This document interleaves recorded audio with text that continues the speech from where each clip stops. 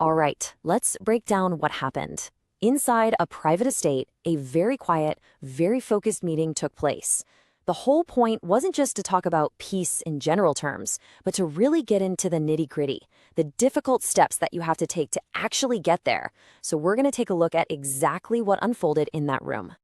So this meeting happened on December 28th at the Mar-a-Lago estate down in Florida. And this wasn't some huge international summit with hundreds of people. It was a very direct one-on-one conversation. The fact that they chose a private home, away from all the official government buildings, that alone kind of signaled that they were trying to do things a little differently this time. The two people at that table were the President of the United States, Donald Trump, and the President of Ukraine, Volodymyr Zelensky. Having them sit down face to face was really the whole point. It brought the absolute highest levels of leadership together to personally try and work through the details of a potential peace deal. And they talked for a long time. The two presidents were in there for almost 2.5 hours. A meeting that long tells you this was a pretty detailed, substantive talk. They got way past the usual diplomatic handshakes and into the real issues, the things that have been stopping a resolution for so long. The main reason for this long meeting was pretty simple: to tackle the last few points of disagreement in a peace plan that the U.S. had already put on the table. The idea was to take that existing plan and see if, with the two leaders in the same room, they could finally close the gaps. So what did this meeting really mean, beyond the headlines? Well, this wasn't just another routine diplomatic chat. It felt like a really focused, deliberate shot at finding a real way forward. A sign that, at least for a moment, the focus was shifting from the battlefield to the negotiating table. And that's really why this particular moment is so important. It was a move away from just saying, we want peace, to actually getting into the weeds of how you make it happen.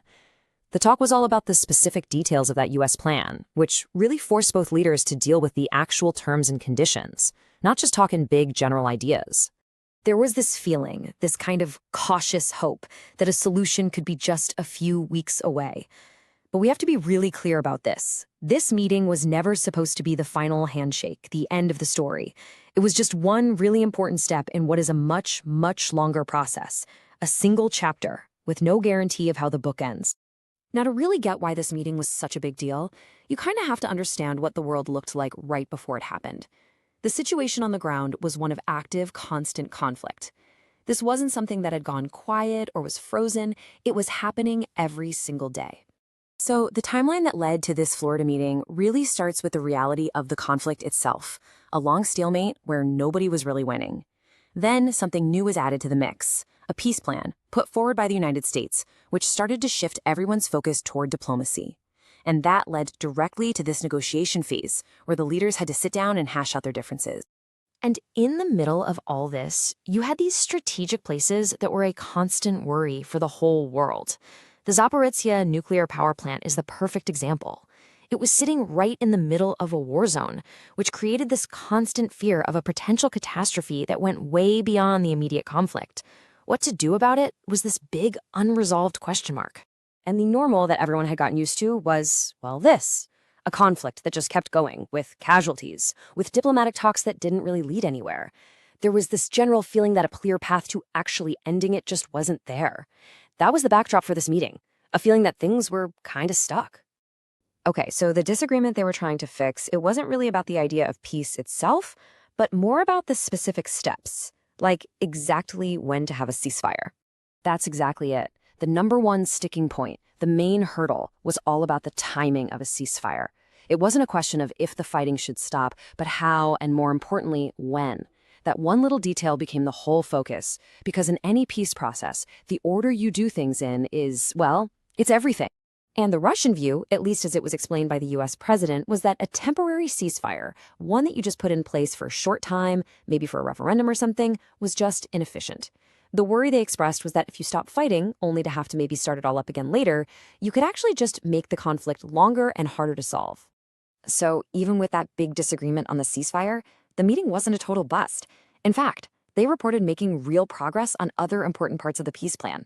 Specifically, they said there was real movement on the status of the Donbass region, which has been at the very heart of this conflict for a long, long time. So they're closer on that part of it, but it's not totally locked in yet. That's right, the issue isn't solved. The term they used was that they had moved closer to getting a formal text written down, but that ceasefire issue is still the main roadblock they have to get past before any final document can be signed. It's that classic situation, right? You can agree on 90% of something, but that last 10% can hold up the whole deal. Were there any things they clearly 100% agreed on? Yes, and this was maybe the biggest concrete thing to come out of the whole meeting. They announced a major step forward, a direct agreement for Russia and Ukraine to work together to restart the Zaporizhzhia nuclear power plant.